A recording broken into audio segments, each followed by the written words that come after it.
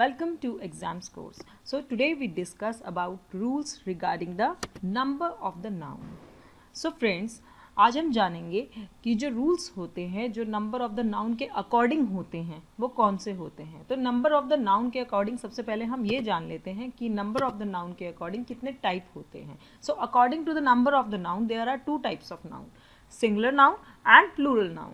सो जो singular form होती है नाउन की, the singular form of a noun denotes one person, place और thing like chair, torch, knife.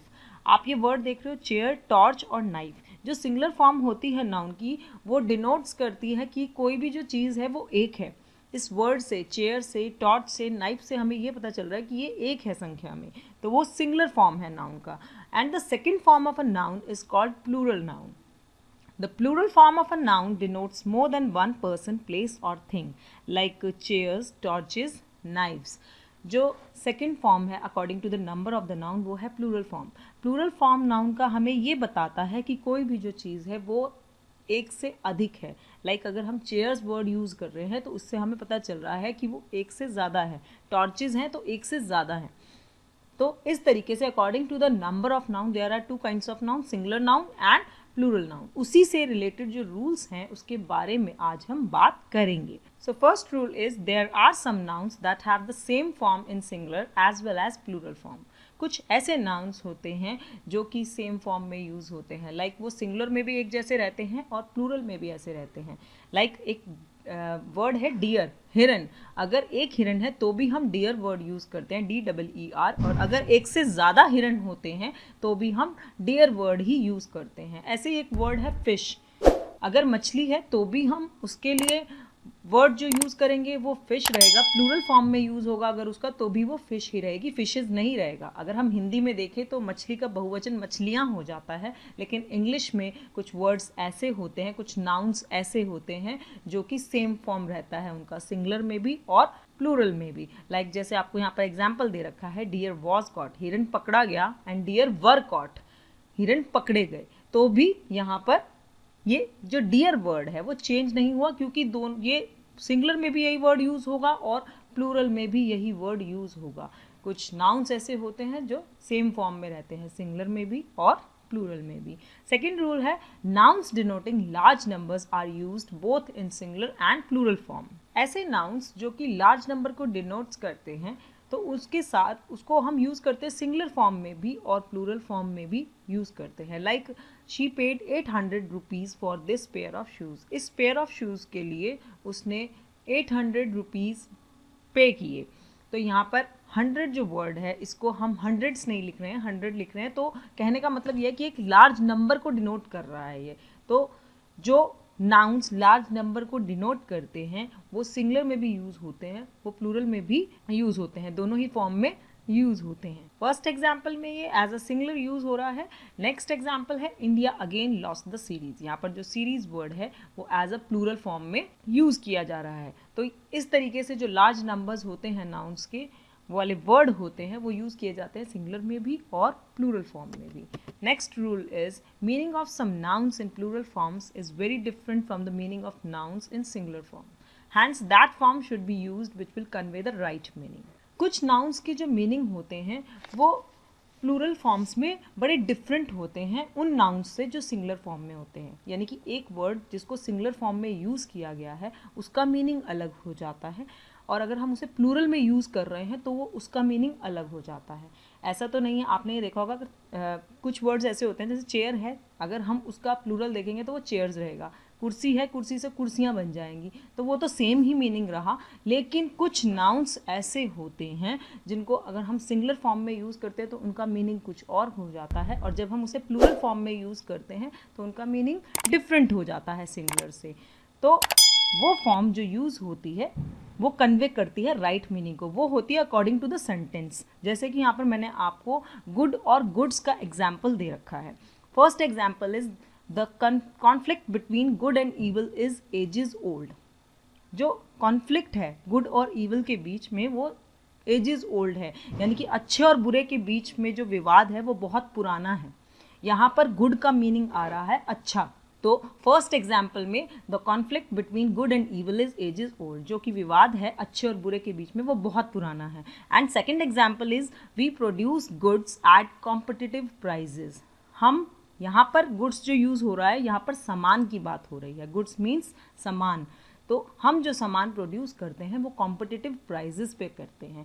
तो आप यहाँ पर देख रहे हो कि जब हम इसको सिंगुलर फॉर्म में यूज़ कर रहे हैं गुड वर्ड को, तो इसका मतलब था अच्छा, और जैसे ही हमने इसका प्लूरल फॉर्म यूज़ किया तो ये हो गया सामान. तो इस तरीके से कुछ नाउन्स ऐसे होते हैं कि अगर हम उसको सिंगुलर में यूज़ करते हैं तो उसका बिल्कुल मीनिंग डिफरेंट हो जाता है उसके प्लूरल फॉर्म से. Other nouns having different meanings in the singular and plural form are. यहाँ मैं आपको कुछ ऐसे नाउन्स बताने जा रही हूँ जिनके डिफरेंट मीनिंग्स हो जाते हैं सिंगुलर में और प्लूरल में. तो ऐसे कौन से नाउन्स हैं? Advice and advices. आप देख रहे हैं यहाँ पर जो एडवाइस वर्ड है, अगर हम इसको यूज़ करते हैं एज सिंगुलर तो इसका मतलब होता है काउंसल करना, और जब हम इसको यूज़ करते हैं एज अ प्लूरल तो एडवाइसेस इसका मतलब हो जाता है इन्फॉर्मेशन, मीन्स सूचना. तो एडवाइस को अगर हम एज अ सिंगुलर यूज़ करेंगे तो उसका मतलब है काउंसल, मीन्स परामर्श, और एडवाइसेस इन्फॉर्मेशन. ऐसे ही रिस्पेक्ट, रिस्पेक्ट को एज अ सिंगुलर यूज़ करेंगे तो it means regard. Respects means compliments. तो देख रहे हैं आप यहाँ पर जब हम एज अ सिंगुलर रिस्पेक्ट को यूज़ कर रहे हैं तो इट मीन्स रिगार्ड, सम्मान, और रिस्पेक्ट्स कर रहे हैं तो इट मीन्स कॉम्प्लीमेंट्स. कंपास, जो कंपास वर्ड है इसका मीनिंग जो होता है एज अ सिंगुलर वो है एक्सटेंट. एक्सटेंट मीन्स सीमा. कंपासिस, ये अगर हम इसको एज अ प्लूरल यूज़ करते हैं तो इसका मतलब हो जाता है इंस्ट्रूमेंट, कोई भी इंस्ट्रूमेंट. ठीक है.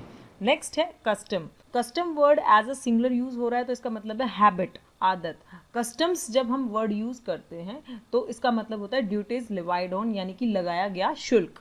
तो कितना अंतर आ जाता है आप ये देख ही रहे हैं कि अगर हम custom word as a singular use कर रहे हैं इट मीन्स हैबिट, और अगर कस्टम्स यूज़ कर रहे हैं तो इसका मतलब है कि लगाए गए शुल्क. ऐसे ही वर्ड है ग्राउंड.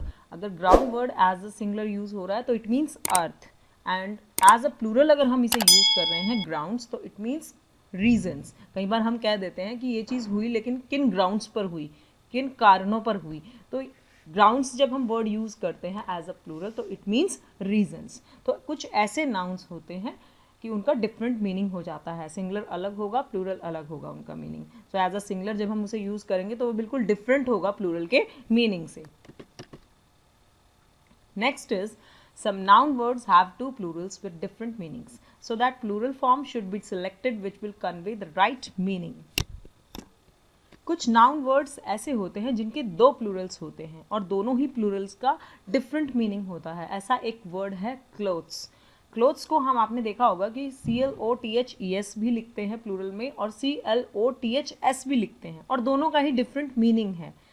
तो ये जो प्लूरल फॉर्म है इसको सिलेक्ट करते हैं हम अकॉर्डिंग टू द सेंटेंस जो कि कन्वे करता है किसी भी राइट मीनिंग को. लाइक फर्स्ट एग्जाम्पल में I took off my shoes and clothes. यहाँ पर क्लोथ्स का मीनिंग आ रहा है कि जो क्लोथ्स यानी कि जो कपड़े हम पहनते हैं, जो चीज़ पीपल वियर करते हैं. इसका मतलब यहाँ पर क्लोथ्स का ये है कि जो चीज़ लोग पहनते हैं, things that people wear. I took off my shoes and clothes, मैंने अपने शूज़ और क्लोथ्स जो हैं वो टुक ऑफ, उतार दिए. तो यहाँ पर क्लोथ्स का मीनिंग आ रहा है कि वो चीज़ जो कि लोग वेयर करते हैं. नेक्स्ट है second, cotton, nylon, silk are different kinds of cloths. यहाँ पर कॉटन, नायलॉन, सिल्क जो है वो अलग अलग प्रकार के क्लॉथ्स हैं. यहाँ पर जो क्लॉथ्स का मीनिंग आ रहा है इट मीन्स जो क्लोथ्स हैं उनके काइंड्स, उनके प्रकार, जो कपड़ा है उसके प्रकार के लिए. आप यहाँ पर देख भी रहे हैं कि जितने भी ये कॉटन, नायलॉन, सिल्क दिए हैं ये डिफरेंट काइंड ऑफ क्लॉथ दे रखे हैं, यानी कि ये अलग अलग प्रकार हैं कपड़े के. तो यहाँ पर क्लॉथ्स का मतलब आ जाता है kinds of pieces of cloth. तो इट मीन्स यहाँ पर जो मीनिंग आ रहा है क्लॉथ्स का वो मतलब ये है कि कपड़े के प्रकार. तो इस तरीके से आप यहाँ पर देख रहे हो कि कुछ नाउन वर्ड्स ऐसे होते हैं कि उनके दो प्लूरल्स हैं. हम उस प्लूरल फॉर्म को यूज़ करते हैं जो कि according to the sentence fit बैठती है और कन्वे करती है राइट मीनिंग को. फर्स्ट एग्जाम्पल में क्लोथ्स का मीनिंग आ रहा है कि वो चीज़ जो कि लोग पहनते हैं, the thing that people wear. और सेकेंड में जो क्लोथ्स वर्ड यूज हो रहा है it means kinds of cloth. So according to the number of the noun, singular noun और प्लूरल नाउन, इसके अकॉर्डिंग जो कुछ रूल्स थोड़े थे वो मैंने आपको बता दिए. इसके अलावा भी बहुत से रूल्स हैं जिनके बारे में मैं आगे वीडियो मेक करने वाली हूँ, तो उसके लिए आप हमारे चैनल से जुड़े रहें और इसमें आपको नाउन से रिलेटेड बहुत सारे रूल्स मिलेंगे। आगे मैं उससे रिलेटेड वीडियोस बनाने वाली हूँ। So keep watching my videos. Thank you.